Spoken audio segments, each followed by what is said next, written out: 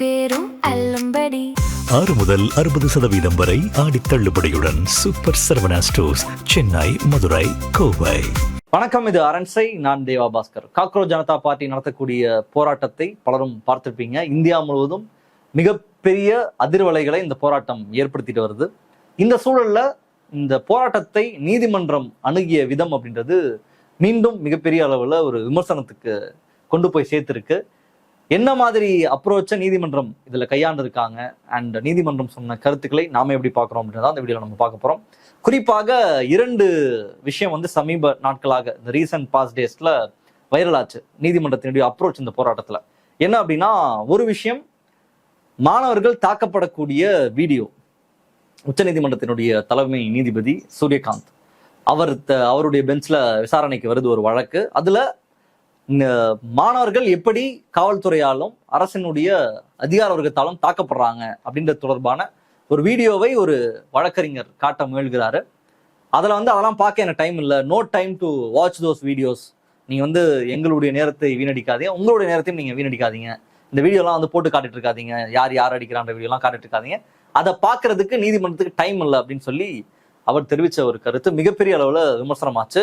ஒரு நினைவூட்டலுக்கு சொல்லணும் அப்படின்னா, இன்னைக்கு காக்ரோச் ஜனதா பார்ட்டி உருவாவதற்கான அடிப்படையான காரணம் அப்படின்றவரே நம்ம சூரியகாந்த் அவர்கள் தான், இந்தியாவினுடைய உச்சநீதிமன்றத்தினுடைய தலைமை நீதிபதி.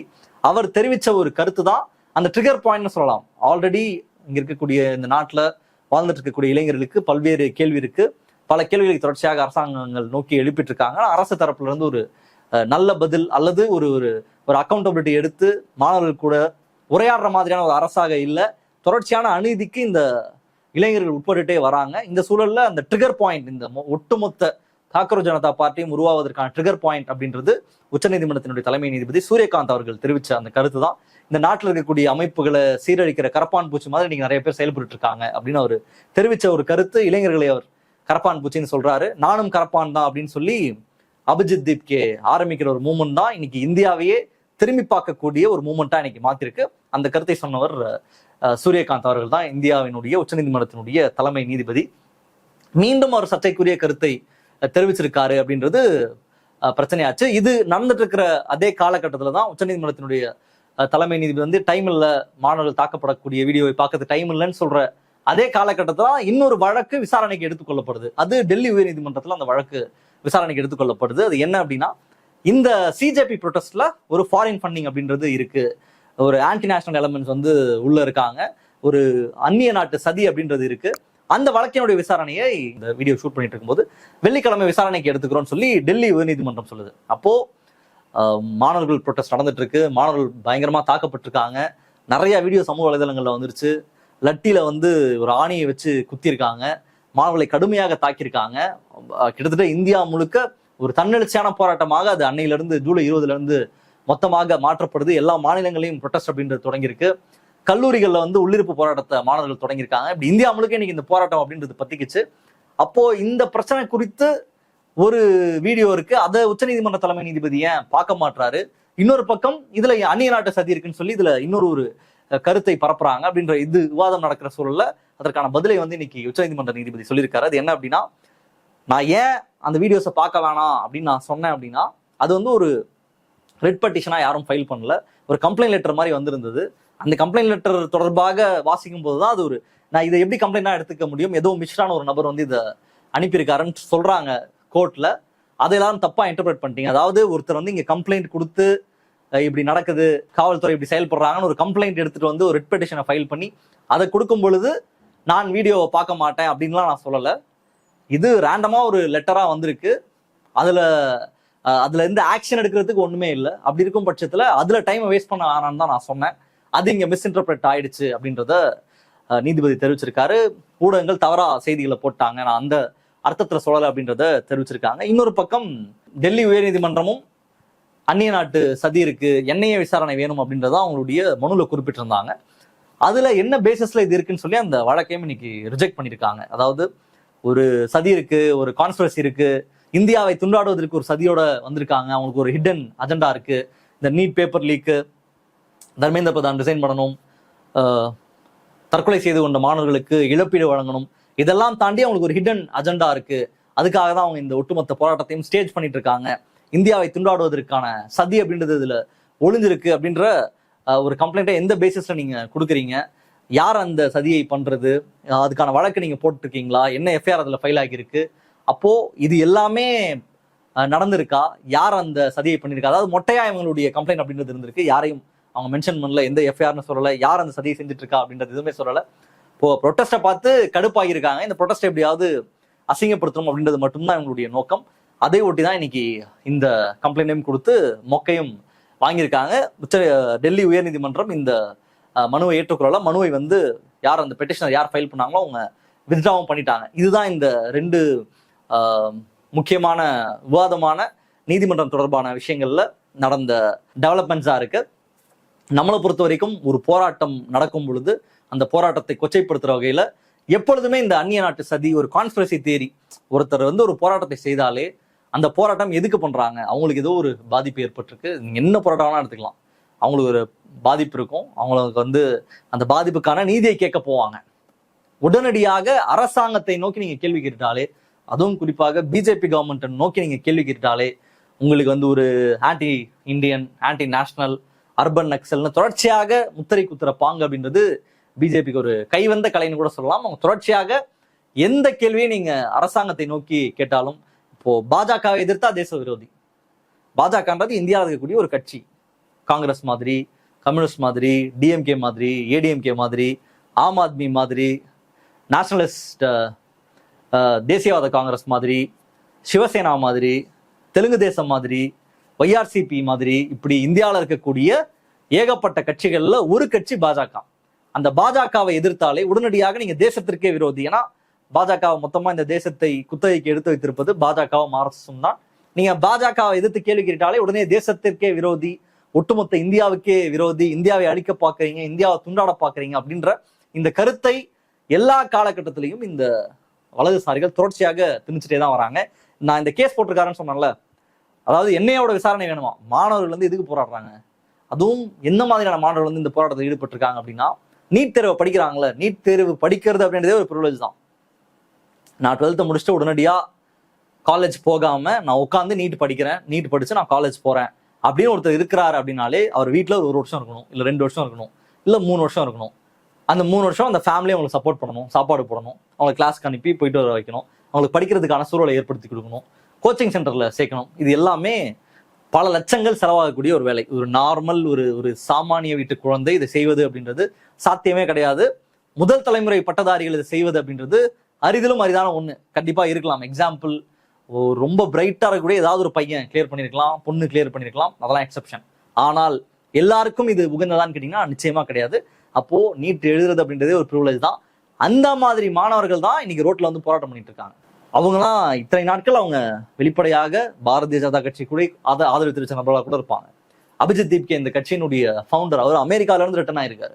அவரும் ஒரு சாதாரண நபர் கிடையாது. இங்க ப்ராப்பரா ஒரு கட்சியில ஜாயின் பண்ணி அந்த கட்சியிலேயே இயங்கி போராட்டத்தையே வாழ்க்கையாக கொண்டவர்கள் இன்னைக்கு வீதிக்கு போராடல.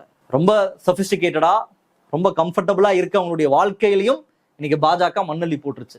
வழக்கமா இல்லாதவங்க, ஒண்ணும் இல்லாதவங்க, அவங்களுக்கு தான், அவங்க மேலதான் ஏதாவது பிரச்சனை திணிச்சுக்கிட்டே இருப்பாங்க.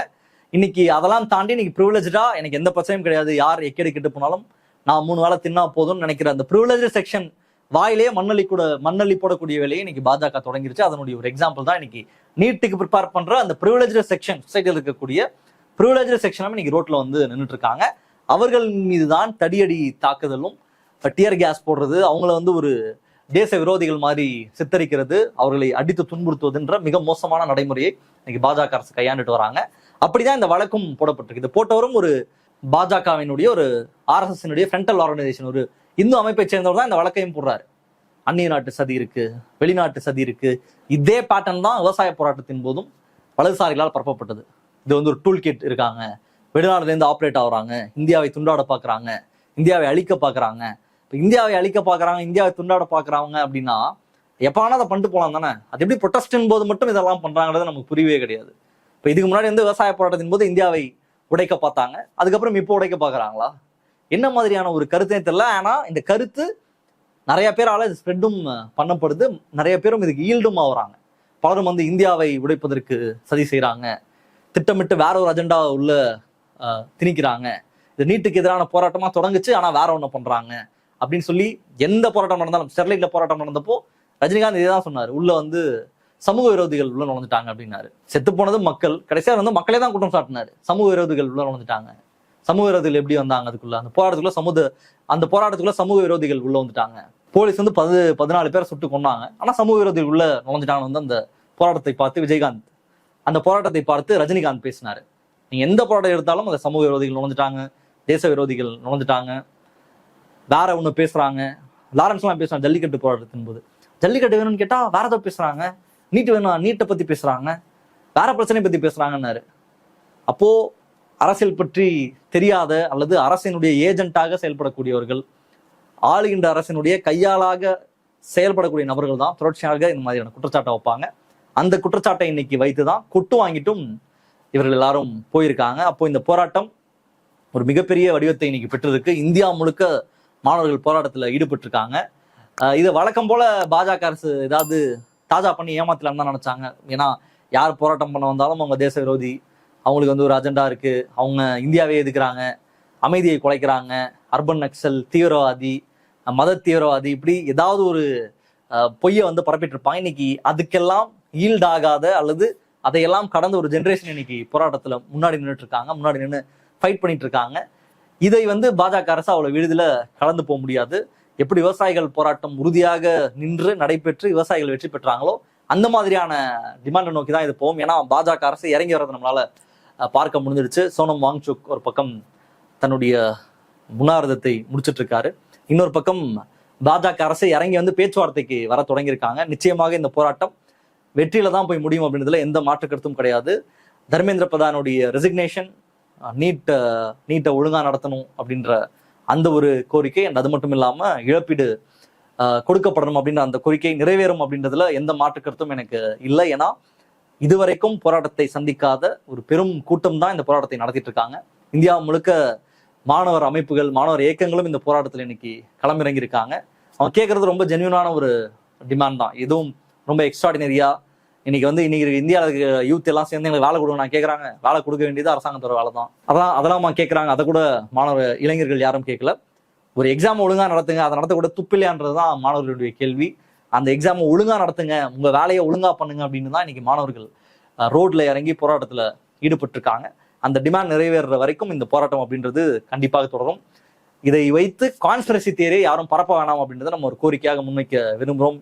பாலிடிக்ஸே தெரியாத, எதுவுமே புரியாத நபர்களுக்கு இந்த கான்ஸ்பிரசி வந்து ரொம்ப ஜாலியா இருக்கும். இந்தியாவை துண்டாடுவதற்காக போராட்டத்துல ஊடுருவிட்டாங்க, இந்தியாவை எதிர்க்க பாக்குறாங்க, அப்படி நிறைய இந்த மாதிரி கான்ஸ்பிரசி வந்து ஜாலியா இருக்கும் நம்ம பேசுறதுக்கு. அதுல எந்த உண்மையும் இருக்காது. இப்படி கான்ஸ்பிரசியை பேசி தான் பல மோசமான நபர்கள் ஆட்சியில வந்து உட்காருவாங்க. அந்த கான்ஸ்பிரசிக்கெல்லாம் யாரும் ஈல்டாக கூடாது. ட்ரூத் வந்து ரொம்ப சிம்பிளா கண்ணு முன்னாடி தான் இருக்கும். அந்த ட்ரூத்தை உணர வேணாம், அந்த ட்ரூத்தை வந்து நம்ம ஏத்துக்கலனா தான் இந்த கான்ஸ்பிரசி எல்லாத்துக்கும் நம்ம ஈல்டாகும். ட்ரூத்ன்றது ரொம்ப சிம்பிள் தான். நீட் எக்ஸாமை ஒழுங்கா நடத்தல, பல பேர் உயிரிழந்திருக்காங்க, அதை திறம்பட ஹேண்டில் பண்ணல, அந்த அமைச்சர் வந்து ரிசைன் பண்ணணும், நீட்டை முறையா நடத்தணும், இழந்தவர்களுக்கு இழப்பீடு கொடுக்கணும் அப்படின்றது தான் டிமாண்டு. இந்தியாவை அழிக்கிறது, இந்தியாவை துண்டாடுறதெல்லாம் இங்க யாருக்கும் நோக்கம் கிடையாது, அது வேலையும் கிடையாது. அவங்க கேட்கறது ரொம்ப ரொம்ப சிம்பிளான டிமாண்ட். அந்த டிமாண்டை நிச்சயமாக அரசாங்கம் நிறைவேற்றணும். அது நிறைவேறும் வரையில் இந்த போராட்டம் தொடரும் அப்படின்றதுல எந்த மாற்று கருத்தும் கிடையாது. உங்களுடைய பார்வை என்ன அப்படின்றத நிச்சயமா கமெண்ட்ல போடுங்க. மற்றவர்கள் சந்திப்போம். நன்றி, வணக்கம். அரண்சை நண்பர்களுக்கு வணக்கம். அரண்சை ஊடகம் சுயேட்சையாக இயங்குவதற்காகவே உருவாக்கப்பட்டது. நாம் செய்கிற வேலை உண்மையிலேயே மக்களுக்காக செய்கிறோம் என்பதை நீங்கள் நம்பினால், வாய்ப்பு இருந்தால் இந்த ரேசர் பே கியூஆர் கோடுக்குள்ளே நீங்கள் வந்து அதை ஸ்கேன் பண்ணி எங்களுக்கு உங்களால் இயன்றதை, விருப்பம் இருந்தால் ஆதரவு தெரிவிக்கலாம்.